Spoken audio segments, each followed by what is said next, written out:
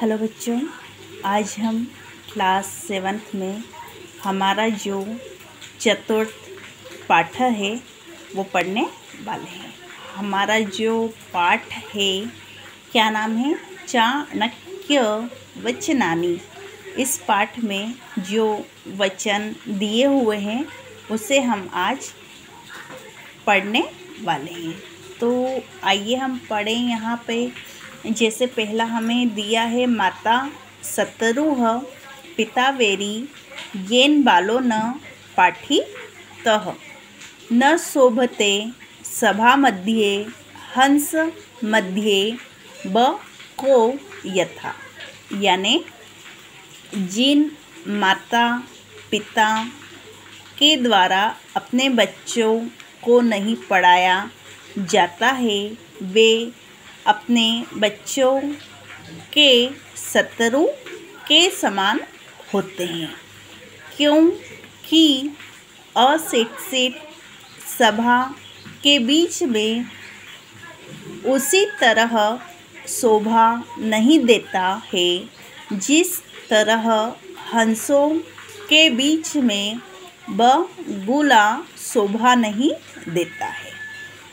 यदि सब बच्चे पढ़े हुए हैं, है ना, और यदि उनमें कोई अनपढ़ है तो वो शोभा नहीं देता है। इसलिए सभी को शिक्षित होना चाहिए, यानी पढ़ा हुआ होना चाहिए। अब यहाँ पे दूसरा दिया हुआ है, अधमाः धनमिच्छन्ति धनं मानं च मध्यमा उत्तमाः मानमिच्छन्ति मानो ही महतां धनम्र। यानी नीच इंसान को धन की इच्छा होती है, मध्यम श्रेणी के इंसान को धन और मान सम्मान दोनों को ही चाहते हैं, और जो उत्तम श्रेणी के इंसान होते हैं उन्हें सिर्फ सम्मान ही चाहते हैं, क्योंकि सम्मान ही महापुरुषों के लिए धन होता है। यानी जो बुरा इंसान है उसे ओनली पैसा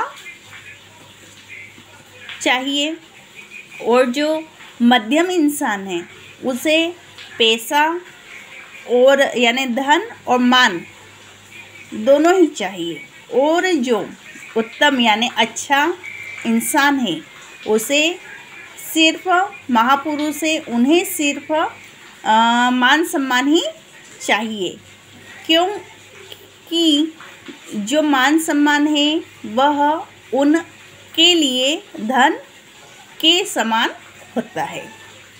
फिर यहाँ पे तीसरा दिया हुआ है, जल बिंदु निपातेन क्रमशः पूर्यते घटः सह हेतु सर्व विद्यानां धर्मस्य च धनस्य। अब यहाँ पे दिया हुआ है, जैसे जल की बूंदे यानी पानी में यदि हम एक एक बूंद घड़े में यदि डालते हैं तो वह पूरा भर जाता है ना। वैसे ही सभी विद्याओं में धर्म और धन की प्राप्ति का कारण भी वह थोड़ा थोड़ा कर के प्राप्त करना ही होता है। यानी जो धन है, विद्या है, धर्म है, वो धीरे धीरे हमारे पास में आता है ना। जिस तरह घड़े में एक एक बूंद से वो पूरा भर जाता है, वैसे ही हमारे अंदर जो विद्या है, धर्म है और धन है वो भी धीरे धीरे हमारे पास आता है। फिर यहाँ पे दिया हुआ है, सुखार्थी विद्यां त्यजेत्। विद्यार्थी चैक्य जे सुखम्र सुखार्थिनः कुतो विद्या विद्यार्थिनः कुत सुखम्र, यानी सुख चाहने वाला विद्या छोड़ दे, विद्या प्राप्त करने की इच्छा न करे, तथा विद्या चाहने वाले को जो आराम है, ऐसो आराम है, वो छोड़ देना चाहिए। यदि उसे ऐसो आराम चाहिए तो विद्या नहीं मिलना है, और यदि विद्या चाहिए तो ऐसो आराम छोड़ना चाहिए, है ना। यानी जो विद्या है, विद्या प्राप्त करने वाले को आराम नहीं मिलता है ना। तो यदि हमें विद्या चाहिए तो हमें मेहनत करनी चाहिए, और यदि नहीं चाहिए, विद्या नहीं चाहिए, तो हमें ऐसो आराम करना चाहिए, है ना। अब यहाँ पे हमें दिया है कस्य विषम दन्ते मत्स्यिकायाः विषम मुखे वृत्सि कस्य विषम पुच्छे सर्वांगे दुर्जनस्य तु, यानी जो सांप है उसके दांत में जहर होता है, जो मक्खी है उसके मुंह में जहर होता है, और जो बिच्छू है उसकी पूंछ में जहर होता है, परंतु जो बुरा इंसान है उसके संपूर्ण शरीर में जहर होता है, यानी विष भरा हुआ होता है। फिर हमें यहाँ पे छठा दिया हुआ है कामधेनु गुणा विद्या सर्वदा फलदायिनी प्रवासे मात्र स रसी विद्या गुप्त धनम स्मृतम्र, यानी कामधेनु के समान गुणों वाली विद्या सदैव फल प्रदान करने वाली होती है। विद्या प्रवास यात्रा में माता के समान तथा स्मरण किए हुए के रूप में गुप्त धन छिपे हुए धन के समान होती है। फिर यहाँ पे दिया है एक के नापी सुवृक्षेण पुष्पितेन सुगंधिना वासितम तद्धनम सर्वम सुपुत्रेण कुलम यथा, यानी एक ही सुंदर वृक्ष के फूल की खुशबू संपूर्ण वन में फैल जाती है, उसी तरह सुपुत्र से कुल वंश शोभा देता है। यदि हमारे पूरे वन में यदि एक पेड़ है खुशबू वाला, तो पूरा वन खुशबू से फैल जाएगा। उसी तरह यदि हमारे वंश में, परिवार में यदि सुपुत्र होता है तो वह पूरे वंश की शोभा बन जाता है। तो ये हमारे जो हिंदी अनुवाद हैं वो पूरे हुए हैं। अब यहाँ पे अभ्यास दिया हुआ है, तो आइए हम पढ़ें। जैसे पहला दिया है एक पदेन उत्तरम लिखत, जैसे पहले है कह सभा मध्ये न शोभते, तो आंसर है निरत्सरः। महताम धनम किम्र, तो मानः। फिर है तत् कस्य विषम कुत वर्तते, आंसर है दन्ते। फिर है प्रवासे विद्या कीदृशी भवति, तो आंसर है मात्र स रसी। फिर है वृक्षि कस्य विषम कुत वर्तते, आंसर है पुच्छे। फिर है मत्स्यिकायाः विषम कुत वर्तते, आंसर है मुखे। फिर प्रश्न नंबर 2 दिया हुआ है एक वाक्येन उत्तरम लिखत, जैसे पहले दिया है के मानम इच्छन्ति। तो उत्तम जनाः मानमिच्छन्ति। फिर है सुखार्थी किं न प्राप्नोति। तो आंसर है सुखार्थी विद्यां न प्राप्नोति। फिर है विद्यार्थी किं न प्राप्नोति। विद्यार्थी सुखं न प्राप्नोति।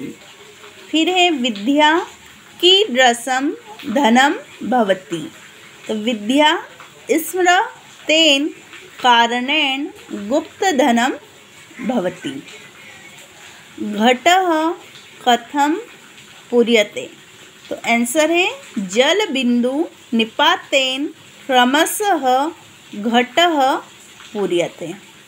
ये हमारे एक पदेन और एक वाक्येन पूरे हुए। अब यहाँ पे प्रश्न नंबर 3 दिया हुआ है, रिक्त स्थानानि पूर्यत।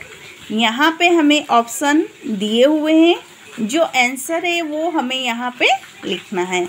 जैसे पहले में उत्तमाः, फिर है सुखम्र, फिर है मुखे, फिर है कुलम और फिर है बकः, है ना। तो यहाँ पे जो ऑप्शन है, जो आंसर है वो हमने यहाँ पे लिखे हैं। तो अब आया ये समझ में। फिर यहाँ पे प्रश्न नंबर 4 यहाँ दिया है विलोम शब्दान लिखत। यानी यहाँ पे हमें शब्द दिए हैं और यहाँ पे विलोम शब्द बनाना है यानी लिखना है। जिससे पहले दिया है सुखार्थी, तो आंसर में लिखना है दुखार्थी। दुर्जनः सज्जनः, सत्यम असत्यम, गुणः अवगुणः, धर्मः अधर्मः, सुपुत्रः कुपुत्रः। यानी जो शब्द हमें यहाँ इस तरह से लिखना है और जो विलोम शब्द है वो हमें यहाँ पे सामने लिखना है। आया।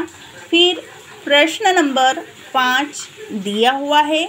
यहाँ पे समानार्थी शब्द बनाना है यानी लिखना है। यहाँ पे हमें शब्द दिए हुए हैं और यहाँ पे समानार्थी लिखना है। जैसे पहला दिया है माता, तो जननी, वनम्र अरण्यम, पुत्रः तनयः, धनम्र वित्तम। यानी जो पर्यायवाची समानार्थी है वो हमें यहाँ पे सामने लिखना है। आया ये। अब प्रश्न नंबर 6 दिया हुआ है पदाना विभक्तिम वचनम च लिखत। यानी यहाँ पे पद दिए हुए हैं, यहाँ वचनम लिखना है और यहाँ पे ये लिखना है। तो जैसे यहाँ टेबल बनानी है हमें। जैसे पहला दिया है माता, तो प्रथमा एक वचनम, पिता प्रथमा एक वचनम, उत्तमाः प्रथमा बहुवचनम, विद्यानाम्र षष्ठी बहुवचनम, पुष्पितेन तृतीया एक वचनम। यानी यहाँ पे हमें टेबल बनानी है और इस तरह से हमें लिखना है। आया। फिर यहाँ पे प्रश्न नंबर 7 दिया हुआ है। यहाँ पे हमें पद दिए हैं। यहाँ पे धातुः, यहाँ पुरुषः और यहाँ पे वचनम। ये सब हमें ये जो टेबल दी हुई है इस तरह से बनाना है। जैसे पहला दिया है पुर्यन्ते, तो पुर अन्य पुरुषः बहुवचनम, सेवधवे सेव्र मध्यम पुरुषः और बहुवचनम, इच्छन्ति इस्र अन्य पुरुषः बहुवचनम, लभावहे लभ्र उत्तम पुरुषः और द्विवचनम। यानी 6 और 7 दोनों में इस तरह हमें टेबल बनानी है और जो आंसर है वो हमें इस तरह से लिखना है। आया समझ में। फिर है यहाँ पे प्रश्न नंबर 8 दिया हुआ है योजित, यानी सही जोड़ी। यहाँ पे अ और यहाँ पे ब। यहाँ पे जो आंसर है वो हमें सामने लिखना है। जैसे पहले दिया है सुखार्थिनः, कुतो विद्या, तो विद्यार्थिनः कुत्सु खम्र। फिर है न शोभते सभा मध्ये हंस मध्ये ब को यथा। फिर है वृक्षि कस्य विषम पुच्छे। आंसर है दुर्जनस्य तु सर्वान् गे। फिर है वासितम तद्धनम सर्वम, तो सुपुत्रेण कुलम यथा। तो ये हमारी सही जोड़ी है। यहाँ पे जो आंसर है वो हमें इस तरह से सामने लिखना है। तो ये हमारा जो पाठ 4 है वह पूरा हुआ है। इस पाठ में यदि कोई परेशानी है या कोई पॉइंट समझ में नहीं आया है तो वो आप पूछें।